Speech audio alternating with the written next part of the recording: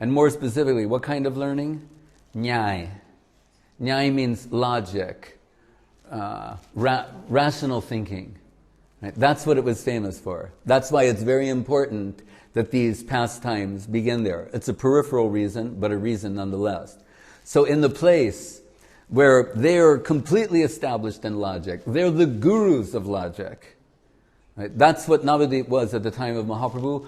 Everyone in India knew it, had this reputation. The greatest pundits stood there, the greatest logician, the greatest nyayic thinkers. Nyay is Sanskrit for logic. So that's where they are. And what's being sung in this song is saying that 3 puggle people, puggle means crazy, 3 crazies entered Navadvip and started smashing all of this logic and rational thinking. Who are they? They're Brahma, Vishnu, and Shiva. Right? Who are the 3 crazy people? Right? Brahma means Haridas Thakur, as we sometimes say, Brahma Haridas. Right? Vishnu, in this case, means Nimai Pandit. Right? And Shiva, in this context, means Advaita Acharya. So the 3 of them, they're the 3 puggle, the 3 crazy people who are smashing all the logic of the logicians of Navadvip. Right? So, the real world enters. Huh? It's going to just be what it is.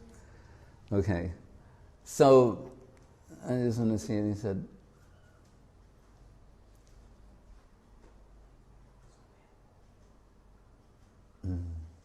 he says, what is desirable for Brahma and Shiva has been pulled down in this worldly, ordinary plane, and they are dancing, chanting, and playing on mridanga madly, and ordinary people are very satisfied.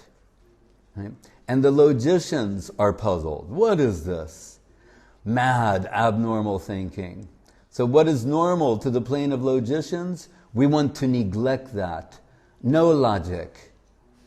Right? So when Mahaprabhu is called over by Prakasananda Saraswati, the leader of 60,000 Mayavadi sannyasis, he's saying, you look like a very dignified person and very honorable and respectable, but we hear, word has come to us that you're singing, dancing, chanting, getting emotional, expressing different types of sentiments. So that's not the proper behavior, mood, and characteristics for a sannyasi. The sannyasi should be engaged in studying seriously the scriptures and have a grave persona about them. And so these are the rumors I've heard. I don't know how so far it's true. Right? So Mahaprabhu's response to that, there's a very famous sloka from the Srimad Bhagavatam, Evam Brata Swapriyanama Kirtya. Gotta be a little quiet, whispering. Jatanurago Drutachitta Uche Hasatya Atto Roditi Roti Gayati Unmadavan Nritri Loka Bhaja. So it says that Mahaprabhu's answering him by saying, my Guru Maharaj, he could see that I didn't have the adhikar, I wasn't so qualified to study philosophy, Vedanta, and such things. So he told me, considering your lack of qualification, and he called me murkha, which means foolish. He said, you just take this Krishna Nam, chant. You could see I was a simple-hearted person. You just take this Krishna Nam and chant this holy name, and you don't need to focus so much on the study of Vedanta and other things. And then Mahaprabhu said, I began taking Krishna Nam, like in Guru Maharaj's song, and echoing the what was expressed in Chaitanya Charitamritam, Krishna, Krishna, Krishna, Krishna, Krishna, Nama, Kirtanam. What's the next line? Nama. Yatra Tatra Krishna Nama. Dhanyaloka Nishtaram. Prema Dhamma Devameva Nomi Gora Sundaram. It's also expressed in the beginning, Krishna Nama Siddhu Dhamma Dhanya Dana Sagaram. That Krishna Nam is the abode of all nectarine substances. So Mahaprabhu was saying, I found Nimai Pandit saying, after my guru gave me this mantra, I would chant the mantra, and then sometimes I would experience ecstasy, my hairs would be standing on end, tears are coming down. Sometimes I'm laughing madly, like a madman, just laughing. And he describes all the ecstatic effects of taking Krishna Nam. He said, so I went back to my guru and said, what kind of a mantra have you given me? What is this? And when and the guru said, what is the problem? He said, I'm taking this name and sometimes I'm crying, sometimes I'm laughing like a man, my hairs are standing on end, I'm falling on the ground, I'm becoming stunned in the process. And his Gurudev went, oh, Hare Krishna, we've read about this in the scriptures, that for those who are pure, there's a state of divine happiness and madness, that they will, for those whose heart is pure, who can offensively chant the holy name of Krishna, these will be the effects. Right? Like what is it in the Shikshastakam? It says,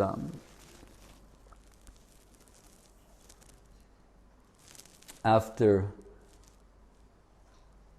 Asli Shabha Paravatam, no, not that.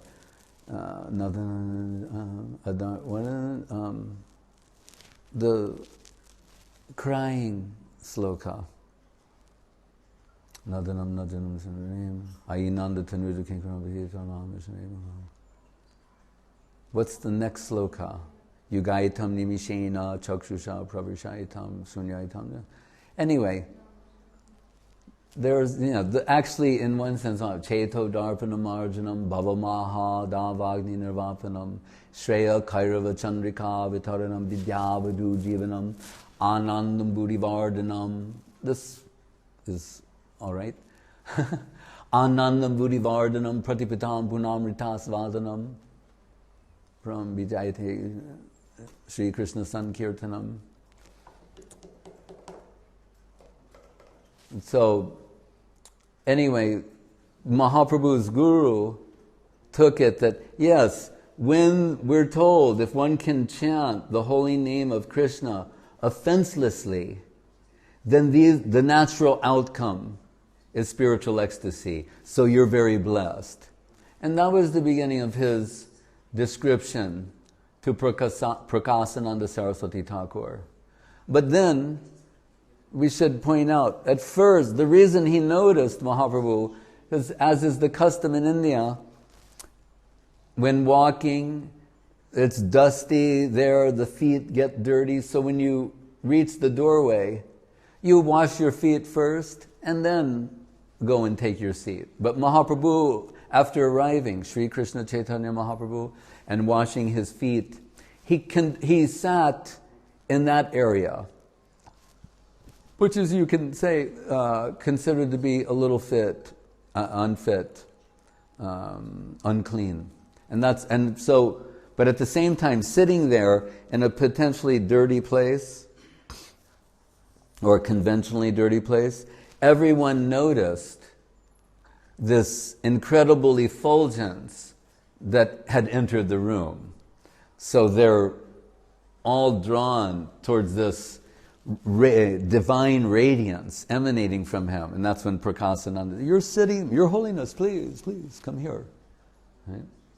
What is that effulgence? Rupa Goswami gives us a hint, because it's the external manifestation of what's going on internally with Mahaprabhu. So in the Chaitanyastakam, it says, Raso Dhamma Kamar Buddha Madura Madurojvala Tanur Jatinam Utanksas Tarani Karabidyoti Basana. Hiranyanam Lakshmi Varan Abhivavan Angika Rucha Satchetanna Kime Punarapidashor Yashati Padam. So here, Rupa Goswami is giving some description of Mahaprabhu. Hiranyanam Lakshmi Varan Abhivavan Angika Rucha, this golden effulgence, but then Jatinam as a sannyasi, Jatinam Utanksha's Tarani Kara Vidyoti Bharsana. So great was the radiance coming from Mahaprabhu's heart, infused with Radha Bhava, Duty Subalita Nomi Krishna Surupam, that not only was his complexion radiant like molten gold, but the sannyas vesh was also as if it was being illuminated. So all the clothes covering him, they were also glowing. That's how great his effulgence was. So they invited him in, and then of course he discussed with him the actual meaning of the Vedanta Sutra, converted Prakasananda Saraswati, who had 60,000 followers. So as the guru, so the disciples, by converting him, 60,000 sannyasis were also converted. Right? But anyway, Srila Guru Maharaj, he makes this point from time to time, where he's saying, as Mahaprabhu tells Ramananda, that he says, Ami ek botul tumi dvitiya. I wouldn't keep moving that, because I may open this again. Yeah. All right, leave it there for now. I'll try not to open this again. He says, I am the first crazy, and you're the second. And what does that mean? It's paralleled in a Bhagavad Gita sloka. It says, Yani Sha Sarvabhutanam Tasyam Jagrati Samyami. That what is night for one is the time of awakening for another, and vice versa. So it means there's a world where someone's awake in that world, and everything is understandable, perceivable to them. And it's like madness to ordinary people. But is it madness, or is it something substantial? Srila Guru Maharaj would give the example of Einstein, right? Saying that what makes sense in the brain of Einstein, that might appear to be madness to an ordinary person. But does that mean that Einstein is crazy or an ordinary person is crazy? If he writes one of his formula on the board, he's saying, what is that? These symbols, it looks crazy to an ordinary person. If he starts explaining one of his theories, you can say, what is he talking about? Right? But is it that he's mad and what he's talking about makes no sense? There's nothing of value there, nothing substantial? Or this is why we designate him Einstein, and we recognize that we may not be able to appreciate what is there, but those who have some ability or capacity, they can verify that there's something substantial there. So, in a similar way, Mahaprabhu and his followers were misperceived, thought to be mad. Sukadev Goswami was thought to be mad. Gaurkishore Das Babaji Maharaj was thought to be mad. Right?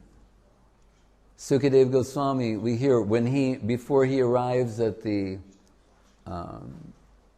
Sukur Tal, and where Parikshit Maharaj has assembled with all these sages, that he's 16 years old, he's wandering naked, right? Children are yelling at him, calling him names, throwing things. Right? So from their point of view, he just looks like another puggle, crazy person. When he walks into the assembly of these sages, they're the greatest sages in the universe. They've assembled by mystic power. They've come from all different parts of the universe to give advice to Parikshit Maharaj. When they see Sukadev, they have the opposite reaction. So the normal people thought he was crazy. The highly evolved people, it's mentioned there because they are adept in the art of physiognomy. They can tell by looking at his body, the shape, the structure. Right? There are some beautiful slokas there just telling about the beauty of the neck of Sukadeva Goswami, of his divine Sukadeva Goswami. By just viewing him, they can understand that he's not crazy, but actually he is a liberated soul of the highest rank. So what do? Although these are sages with big beards, recently in India, Janardhan Maharaj was telling you that, Gurudev used to tell some story where they would sit stroking their beards, going like, can do? Yes, we can. These sages, they have beards down to their knees. They elevate a 16-year-old naked boy to the presidential seat. Right? Sukadeva Goswami is offered the Vyasa-san. 16-year-old naked boy. Why do they do it? They haven't heard him say anything yet. Just by looking at him, and also he's legendary.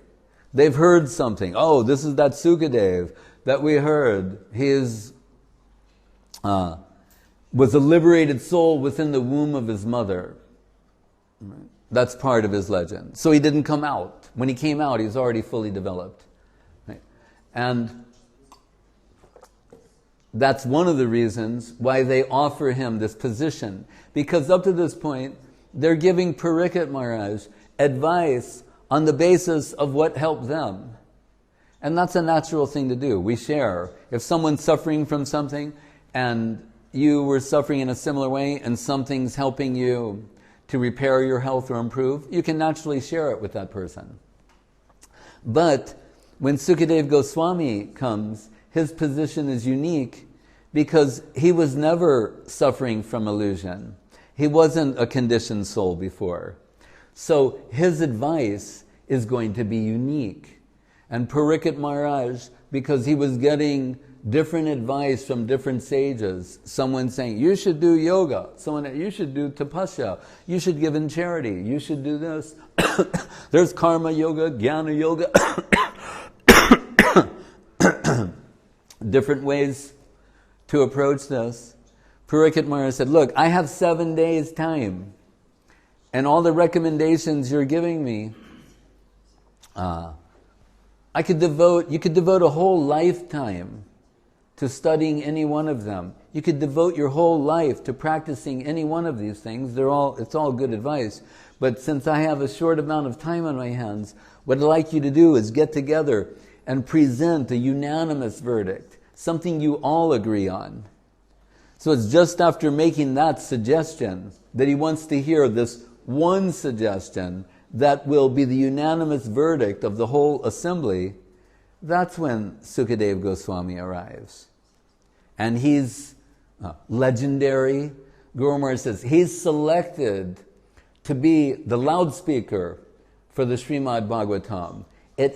We may wonder sometimes, why does it come from someone who's a known, say, Brahmavadi, right? He's not famous at this point as a devotee. He's famous as being a liberated soul in the sense of established in the Nirguna plane, right?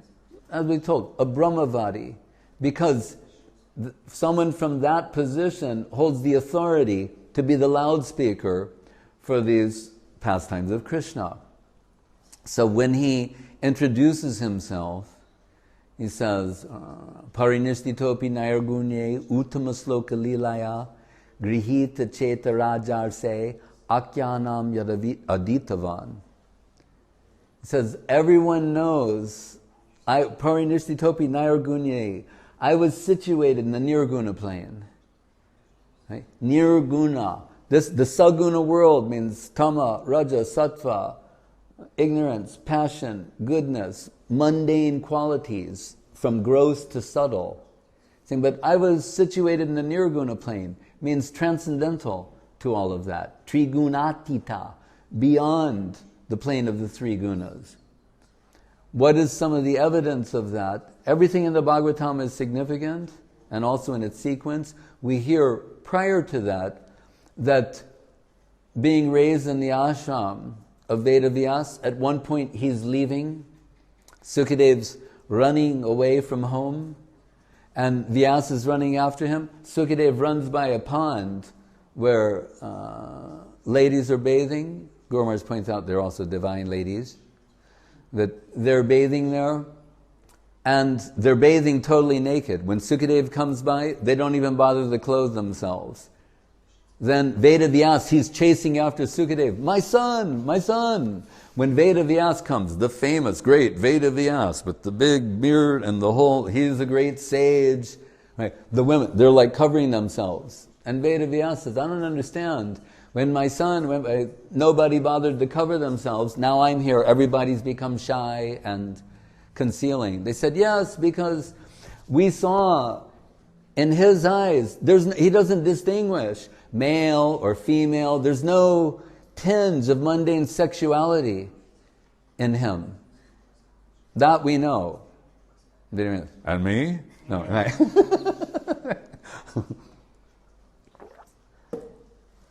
We're not so sure, so they're, no. But for Sukadev, they said, we can see not even a tinge of mundane sexual tendency in him. So we can think, what is the significance of telling this? Is it just, it's an interesting anecdote, right? It's an interesting story.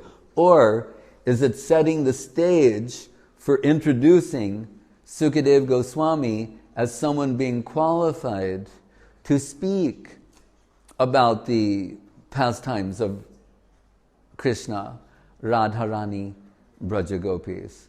So with this sort of certification, what it means is, so when Sukadev says, Parinishthitopi Naragunye Uttama Shloka Lilaya. So I was situated in the Nirguna plane, no interest in anything mundane. Then Uttama Shloka Lilaya, I heard about the divine pastimes of Krishna, including his pastimes with Radharani and Braja Gopis. Then what happened? Grihita Cheta Rajarse Akyanam Yadaditavan. Then it was this, my whole existence, my whole consciousness was carried away to another domain that I did not know existed previously. I was carried away to another world. Like we know this story, and whether it's in a book, in a movie about the man who's carried away, he goes to another world and he comes back to tell his tale. But here is the most remarkable tale. First of all, because it's real. It's not a story that's been manufactured by the imagination of men. It's not, as one writer called it, Adventures of the Intelligence. No, this story is real. Sukadev giving himself as evidence. I was carried away to another domain. So that's why it's critical that we hear the first story. He has no interest in the sexual affairs of men and women. That is of no interest to him. But when he heard the pastimes of Radha and Krishna and the Braja Gopis, he was captured heart and soul. So what does it tell us? The pastimes of Radha and Krishna and the Braja Gopis are not tinged by any mundane quality. You think, what is the significance of that? That means that it opens the door for the opportunity, the prospect, muktir hitvanyata rupam swaropena vibhastati, that in the spiritual domain, in the spiritual world, the erotic principle is in its full, natural, pristine play. Right? This is something that's previously inconceivable. It's not described anywhere in any scripture or theistic system. It's inconceivable, it's unthinkable. Right? But he's carefully indicating that this prospect, this possibility is there. Right? As Srila Guru Maharaj was explaining regard to Sambandha Abhideya Prayojan, Sanatan Rupa Raghunath, Madan Mohan Govinda Gopinath. Why first deity is Madan Mohan? Madan means Cupid. That means the eros, the erotic principle. As Freud said, the whole material world is spinning on the basis of this principle. He discovered some profound primal truth, that it's the sexual principle that is driving all of existence. Right? And then on the basis of that, he's engaged in some type of analysis. So he's identified something profound, and then he's making certain observations based on that. We're not, giving him a blanket endorsement. We're just saying he discovered this principle, yes, which is described in Sanskrit as Madan, right? Cupid, Eros. So everyone is under the influence, right, in this world. What does Madan Mohan mean? Why shall that first deity be identified as Madan Mohan? Is that moha means illusion. So normally what we're saying is, borrowing from Dr. Freud and now Krishnaizing. We want to Krishnaize Dr. Freud. We want him to have lots of sukriti, and we expect to see him in the future. Bhakta Freud. So go from Dr. Freud to Bhakta Freud. Entschuldigen Sie bitte, Bhakta Freud. Verstehst du? So anyway, so the first principle to understand that Madan, Eros, Cupid is creating moha, illusion, and that's why the illusory world is being driven by this principle. Right? It's what makes it spin. But here, so we'll say, Madan's creating moha for the jiva souls. Eros is creating illusion for everyone. And it's the driving principle of material existence. With Madan Mohan means Krishna is so beautiful, so seductively charming, that Krishna is creating moha, illusion, for Madan. Krishna is putting Eros into illusion. Eros is being seduced by the Krishna conception. So, as Guru Maharaj will say in regard to Mahaprabhu, Koti Kami Murchitangri Rupa Rasa Rangaram, Cupids are fainting to see the beauty. Right? Hiranyanam Lakshmi Varan, Abhibavan Angika Rucha. Sometimes we use the expression, and it's common usage, we'll say, someone is painfully beautiful. You look at them, and they're so beautiful that it's some kind of pleasant pain we experience. Like, you can't stop looking at them, you look at what you want to look back. But if you look too long, they're just painfully beautiful. Right? That's that is the type of beauty that when Srimati Radharani's heart is enveloping Krishna, he looks so painfully beautiful that 10 million cupids are swooning. Right? So that's Mahaprabhu. But same thing, Krishna, same but different. As they say in Thailand, same but different. That's a Chincha Beda Bed in Thai. Same but different. I think we'll capture the Thai people with that sutra.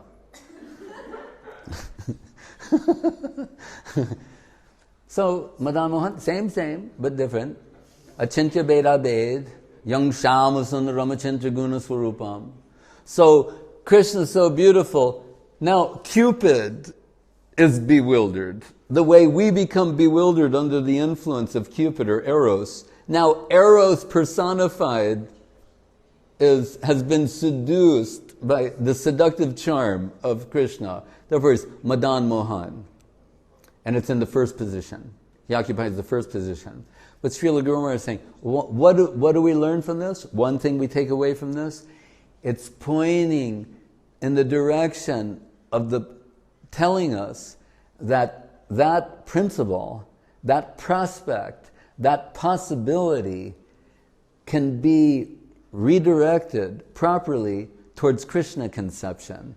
So the charm of Madan Mohan Vigraha is taking the jiva in a particular direction of self-determination, of self-realization. And without going into the details, it's indicated by inference. Means that what we thought could only be expressed or explored in this plane, that type of loving intimacy has not only its possibility or prospect in the upper world,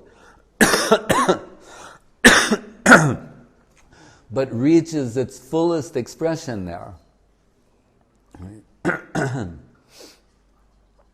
So beautifully, and the fullest expression of the Supreme Reality, Atma Siddha Sava Lila Purna Sokya Lakshanam. What's the fullest expression of the Supreme Reality, according to Srila Guru Maharaj? He's saying, it necessarily must be Mahaprabhu. Even for those who are addicted to Krishna conception, they must recognize that the fullest expression is in Mahaprabhu, because if we factor in Sri Krishna Chaitanya, Radha, Krishna Nahayanya, the divine combination of Radha and Krishna, or as Swarup Damodar says in the beginning, Hladini Shakti Rasmad. What was the first line? Radha Krishna Pranaya Vikriti Hladini Shakti Rasmad Ekat Man Avapi Bhuvi Pura Bedam Deham Bedam Gatoto. That formerly they were one, then they separated, they become one again. They said here mystically, again, Achintya Beda Bed, who can say which came first? Krishna Lila or Gaur Lila? Which comes first, the gift or the giver? Right? So they're mutually coexistent. Right? Radha Krishna Nitya Lila Korilo Prakash. Both Gaur Lila and Krishna Lila are coexistent, inconceivably. But Raso Varjam Raso Pyasya Param Drishva Nivartate. Srila Guru Maharaj said a higher taste is realized through Gaur Lila, because it's the magnanimous distribution of Krishna Lila.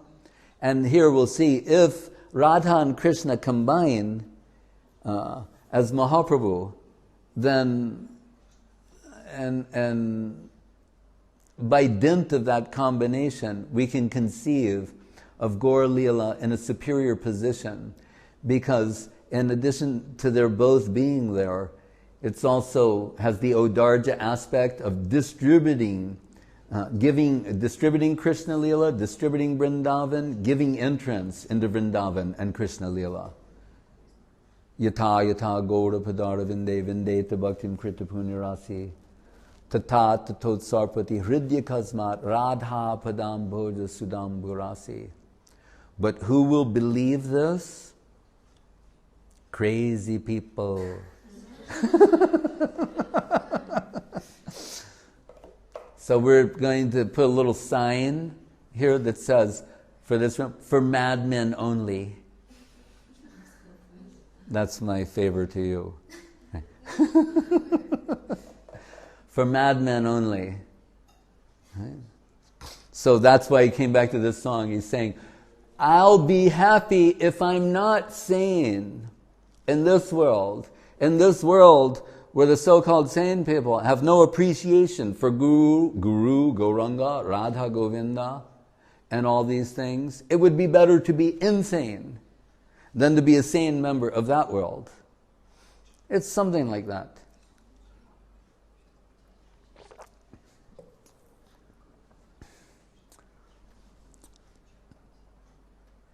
once I was having a discussion with Srila Guru Maharaj, and some godbrothers, they're complaining about me that I spent too much time like head in the clouds and not feet on the ground, like paying attention to management and things like that. And so I was presenting this to him like as a legitimate criticism. I said, because I was withdrawing from the former institution and society, and so it was an appropriate discussion. And I learned from Guru Maharaj, you should try and be brutally honest with yourself. And so I was saying, I think what they're saying is true to a certain degree, Maharaj. I have to concede this point. And he said, I disagree. He said, many can manage men, money, building. He said, but those who can extract something from the upper world and distribute it down here, he said, that is something that is very rare to find. And that made me happy. But then he said, but if they're saying that you have these, you're disqualified in different ways and you have so many bad qualities, he said, then why have you come for my association?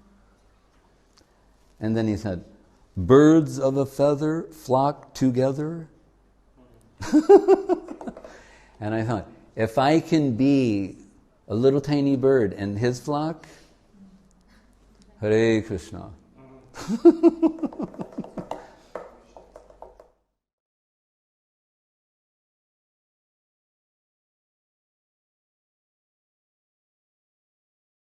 What is the conception of Nam, of Ram Nam?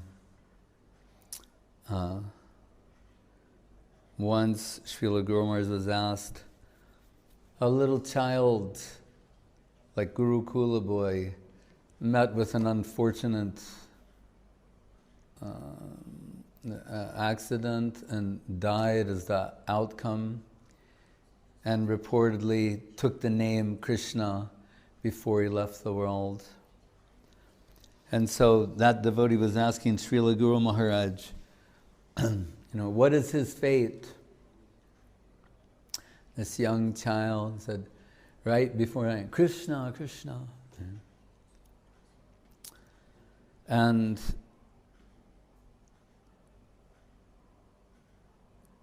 Srila Guru Maharaj said, it depends upon what his conception was. And he just sort of told the naked truth. He said, what is his conception? Is yam yam bhavam, what? No. Tyajante tam tam evoite kontiya sada tad bhava bhavitaha yan yam bhavam smaram bhavam. It's another word, yam yam. Mentioned in the Bhagavad Gita, at the time of leaving this world, smaran bhavam means what you can say, it's what you're thinking of that time. Or it can also mean the remembrance in the heart.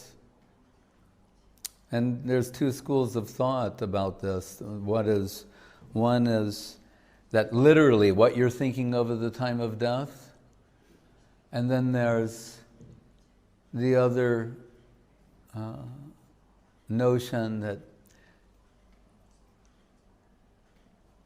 the cumulative effect of lifelong thought and remembrance and culture. And we would be more inclined to accept that. Srila Prabhupada, he used to like to quote this verse, I believe it's from King Kulashekar. where he says, Krishna tadiya parapankaja panjarantam adyeva vesatume manasa raja hangsa pranak prayama samaye kapabata pittai kantavaro danavido smaranam kutaste. It says manasa raja hangsa, which is an interesting concept. He said, may the swan of my mind dive into the stem of the lotus, of your holy lotus feet. Something like that. Krishna tadiya para pankaja. Pankaja means the lotus, pankaja.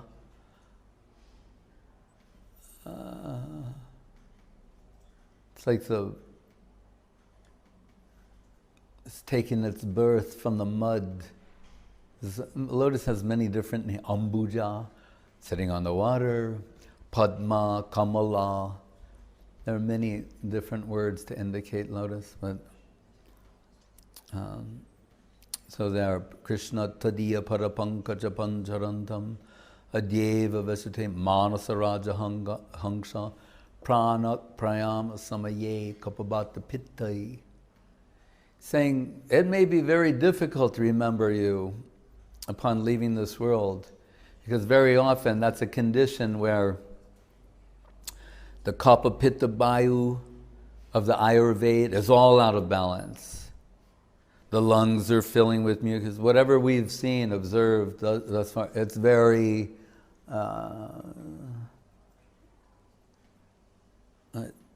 dislocating, imbalancing. Right? So that at that time, one's going to have the presence of mind to remember Krishna in some profound way.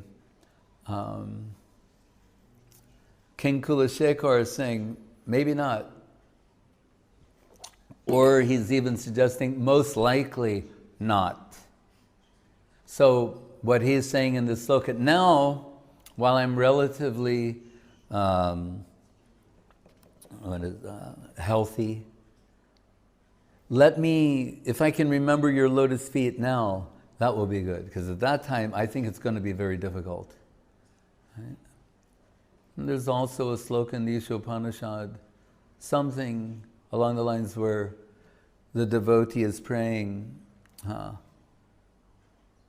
it's likely that I may forget you, but you please don't forget me. Right? From a Paramatma point of view, it's kind of impossible. But to be in the heart and mind of Krishna is then again another thing.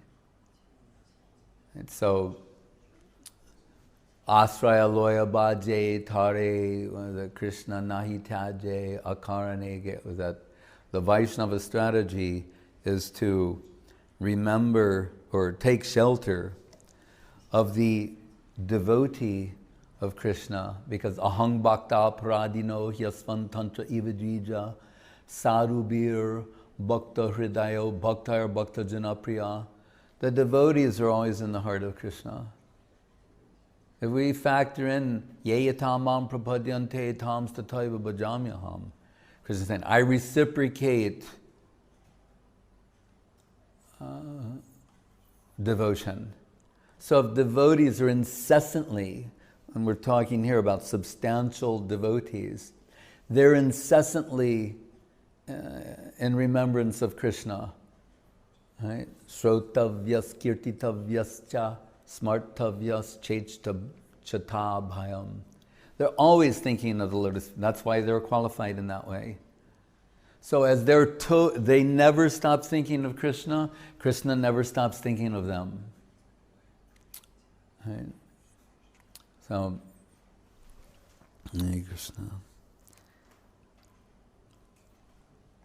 And in different slokas, different places, Krishna says, look, they've given up everything for me. Everything. And not just, family, country, etc., but all the fleeting desires that have that are pulling the soul in different directions, they've also, by remembrance of me and being fixed in my service, in the service of the lotus feet of my devotees, given that up too. They've given up everything for me. How could I ever give them up? Right? When Srivas Thakur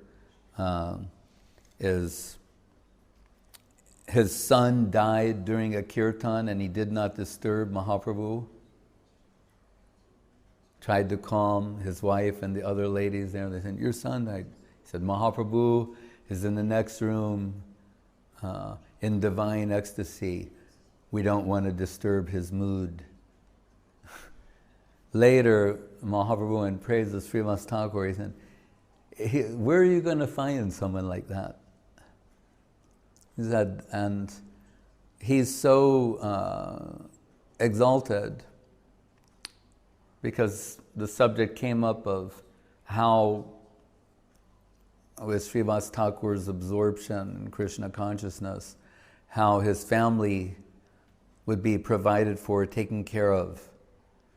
And Mahaprabhu gave this guarantee. He said, if Lakshmi Devi has to beg door to door, the goddess of fortune, Lakshmi Devi, if she has to go begging door to door to support his family, then we'll do that. That's an indirect way of saying they'll never be in an unfortunate situation with the goddess of fortune.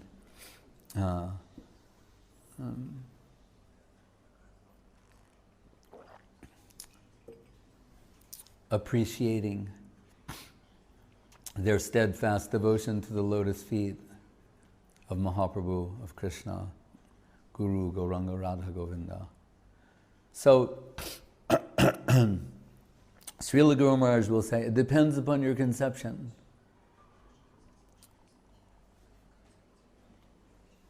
Oh, yam yam vapi smaran bhavam. Now I remember. Yam yam vapi smaram bhavam tyajatam te kalevam. So bhav can also be translated as heart, and we'll favor that. What is the condition of the heart? Right? That's the key to substantial adherence in Krishna consciousness. Hridayena bhinugato yo dharmastha nibodhata vidyadvi sevita shadvi nityam advesha ragivi hridayena bhinugato. The heart recognizes its own. The heart recognizes its home. So, Guru Maharaj, just to make the point, when we speak of Krishna, said there was a demon named Krishna, a famous demon named Krishna. Right? We know there's a famous demon named Dr. Radha Krishna. Oh, can we back that? We can like rewind. We can, or something can come over my mind and go, yeah, Dr. Radha, his name is Radha Krishna. Oh, how auspicious. The most inauspicious person you can imagine. This is not, to put on the, there should be a thing on the screen that says, not for distribution in India. He was the president of India. Why do I say this? Because Prabhupada used to get furious at his perverted interpretation of Bhagavad Gita, where he'd say, it is not to the person Krishna, when it says, Sarvadharmam parityajamam ekam sharanam braja, or manmana bhava mad bhakto madhyajimam namaskuru, surrender to me, become my devotee, think of me. He says, this is not to the person Krishna, to whom we are to surrender ourselves utterly, but to the impersonal, unborn, who's speaking through Krishna. that would make Prabhupada furious, because it is to deny. You'll think, why? Why? Because it's to deny the personality of Godhead. In the Chaitanya Bhagavat, also Mahaprabhu, when he takes Varaha Bhav at the house of Srivas Thakur, at one point he says, there is some Mayavadi in Benares, Prakasananda Saraswati, who is trying to mutilate my divine form, describing the Supreme Absolute Truth as deaf, dumb, blind, senseless. We know what the opinion of the mass of people is in this world, of people who lack full sensory capacity. Right?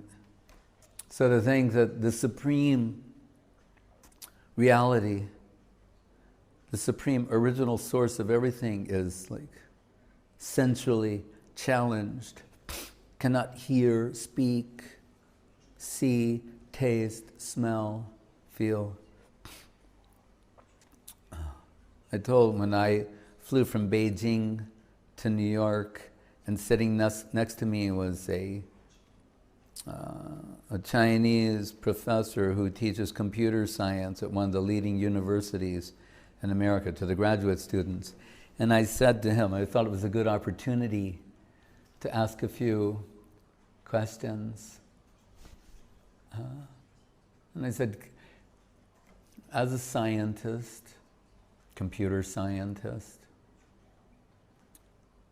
fully trained in that system, I said, can you say with absolute certainty that the original source of all fragrance has no olfactory capacity, cannot smell? The original source of all flavor, taste, has no tasting ability. The original source of all sound cannot hear or cannot make sound or intelligent sound. He said, the way you're putting it, when you say, I cannot say with absolute certainty that the original source of all sensual sensuality has no senses, cannot be said. So we feel insulted when someone treats us as less than human. Right? It's a common objection about someone being cold, clinical, insensitive, treating someone in an inhuman way, dehumanizing them. Right? We see, as people advance, who was it, George Bernard Shaw, who said that as people, I think it was with the advancement of civilization, as man gave up eating man will give up eating animals. You understand? And just as if you follow the evolutionary paradigm, at some point, we realize, cannibal, that's something beneath us. He's saying, yeah, if you evolve further, you'll realize eating animals is beneath you as well.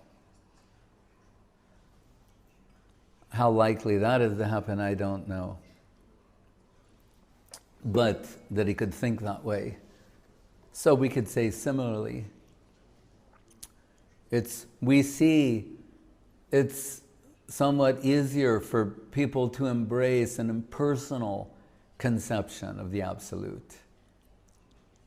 That all of the universe is God, or some sort of scientific sounding mumbo jumbo about the original source of everything. Like on the Big Bang, says in the Upanishad, sa aikshata, sa asrijata. Talks about, he glanced over the material and there was creation. And Srila Prabhupada gave this one example that I had my own experience in childhood. He said something about when the sun is shining on mud, and we'll see when there's intense sun on mud, sometimes the mud explodes. So he said something like that. And I remember when I was a child living in southern Maryland, and we used to go out in the woods searching for blackberries, searching for sweetness. And but it was not only us. We'd see, you know what blackberries are? I mean, this isn't something unusual, right? But see, blackberries grow like the raspberries and they grow high. Raspberries grow low to the ground. So if you pull back the branches and the bushes, sometimes we'd see a turtle there, and they'd like turn their head, and there'd be like, their like face is covered in, blackberries. And they look a little surprised. English turtles. Oh, yeah. But then we can see, we're searching for sweetness. The turtle is searching for sweetness. I didn't think like that at the time, but I did think it was interesting. I mean, on some subtle, primitive, tribal level, I understood we're looking for the same thing.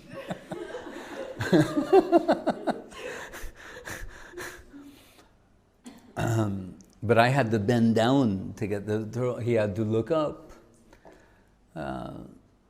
So Guru Maharaj will say, everyone is searching for sweetness. Right? The ants are searching, the turtles are searching for sweetness.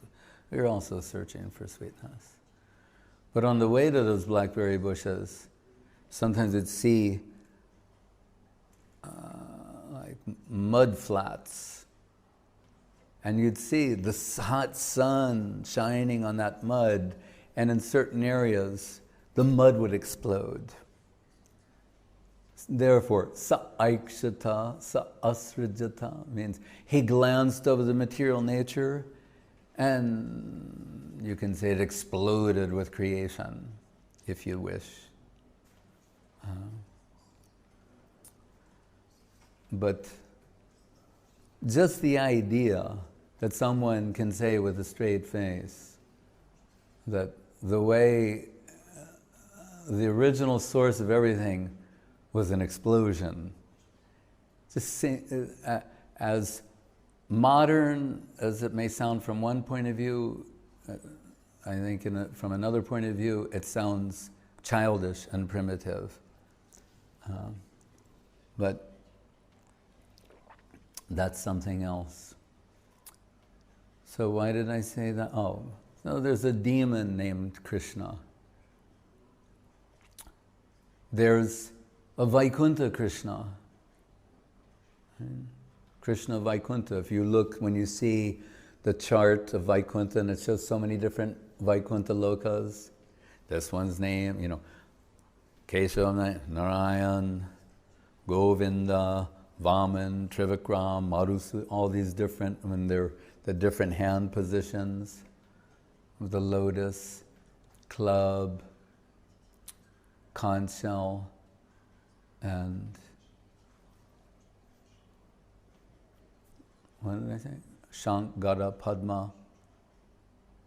What did I miss? The conch shell, the lotus, the club, and the chakra. You'll see one Vaikuntha form known as Krishna.